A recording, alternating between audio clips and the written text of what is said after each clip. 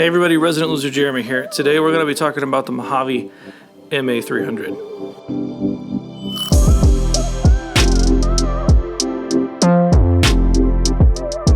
If you've watched the channel for any amount of time, you know I love tubes. Tube condensers, tube compressors, tube preamps, tubes. I love them. Mojave MA-300, David Royer designed kind of a 67-ish large diaphragm condenser. Tube condenser. Right off the bat, that's not pleasant. I don't know what it is about this thing. It is just not pleasant to screw in. Just listen. How could a mic sound so good, but the mount be so unpleasant to unscrew? Gosh. If I were gonna use one word to describe this, it would be thick, which is weird because for a tube condenser, it's not that large. I can grip this thing and almost get all the way around in my hand. That's not typically the case with large diaphragm tube condensers. Right along with the mic, you get an awesome carrying case as well as the power supply. And that's where you're gonna be able to choose your power, whether you're 120 or 240, on-off switch, your XLR output, the cable that the microphone uses to get its power, as well as the selector on if you want to go all the way from figure 8 to omnidirectional or right in the middle for cardioid. So when I got it, I was a little iffy trying it out just because it looked tiny. It looks like it's not going to pack the punch that it does. Oh boy, I was delightfully wrong. As with all designs that like David Royer does, there's attention to detail here.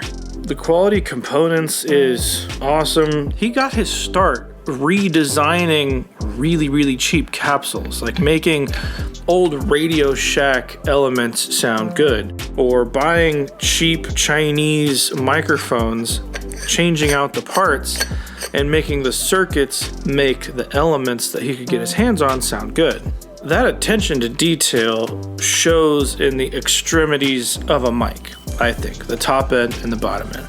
This thing blew me away as far as bottom end goes. I don't have as many sound examples for this because it was used so heavily on a session and the band didn't want me to move it. So first off, I did try this in a singer-songwriter context with vocals and acoustics. Let's take a listen. I moved on, but I'm still standing in place.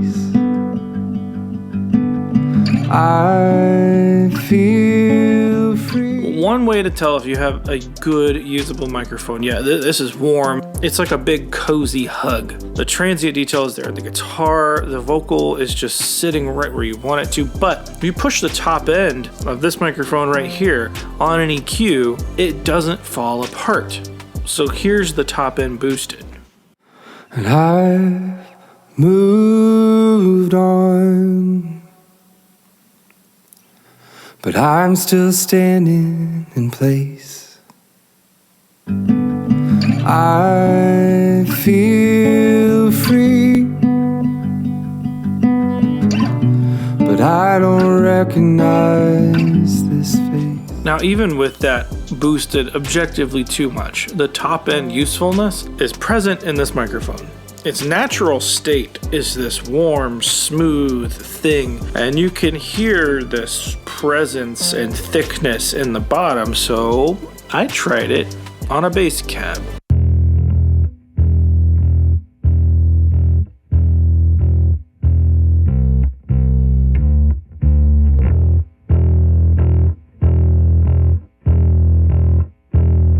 It's not too much to pay. I promise that I'll make it up one day. Your dreams can wait until tomorrow. Now with that cab, you can see on there that I'm boosting the mid-range of that bass to marry it to the guitars in the context of that particular session because there was only one other guitar player. So the bass needed to carry when that guitar player went to a solo or something. There had to be that upper mid-range presence, and this did it, as well as carrying that low end, and that low end was clean and useful, and I could compress the snot out of it and have it just be consistently laying right there in the mix. In that session, you probably saw a couple other tracks. We didn't use them. We just used the cab. This thing can take some sound pressure levels as well. You can put it on a guitar cab. It sounds stupid good. You can put it on a snare. Yeah, you can use it on a snare if you have a player that you can trust. But it's so punchy and so thick. Fortunately, the example I have for that, I can't share right now. But given those other examples, you should be able to put two and two together.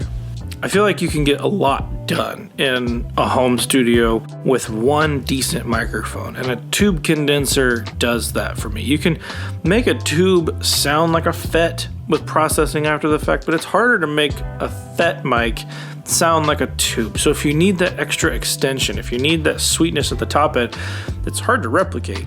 But if you need to change something like this to be more of like that FET modern crunchy thing, you can kind of get there with saturation. My first really nice mic was a tube condenser. It was not this one. It was a Mictech CV4, which is a sleeper of a mic.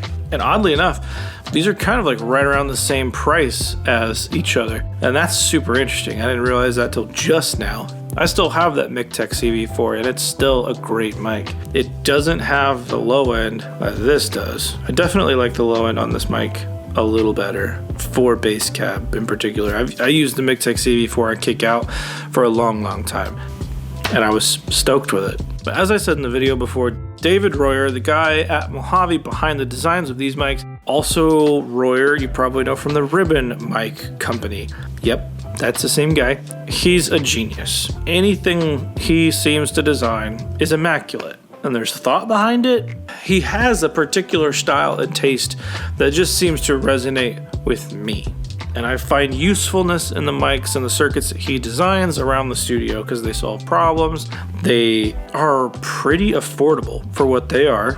And I think that comes from his background of making cheap stuff sound good. So full disclosure, if I haven't given it yet, Mojave did send me this as well as the MADs to try out. They don't know I'm making these videos. They don't have any say in these videos. They're not going to see them before they go live. They're not paying for anything.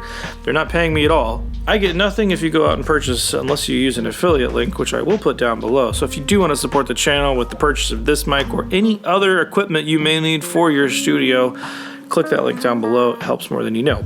That said, it's hard the more I do this YouTube thing to like really get behind a product that I genuinely like.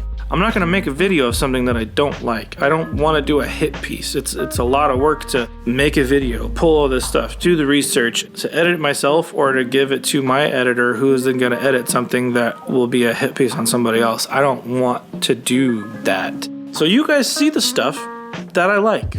So making content like this is interesting because everything could be viewed as an ad, and I totally get it. But I can tell you, no one ever has paid for an opinion. No one ever will get to pay for an opinion. And if I don't like something, you're just not going to see it unless it's blatant or egregious, in which case it would be entertaining for me. So what do I get out of it? I get mics to play with, whether I make a video or not. So there you go. Anyway, guys, this is a super cool tube condenser, Mojave MA-300. I really like it on a number of sources. Relatively affordable in the tube condenser world. If you are shopping and you don't have a tube condenser yet, this should be on your short list. Do your research, watch other videos, check out some of my other videos, look at other people's. If you like this one, hit the like button, subscribe if you want more like this. I'm Resident Loser Jeremy, and I'll see you in the next one.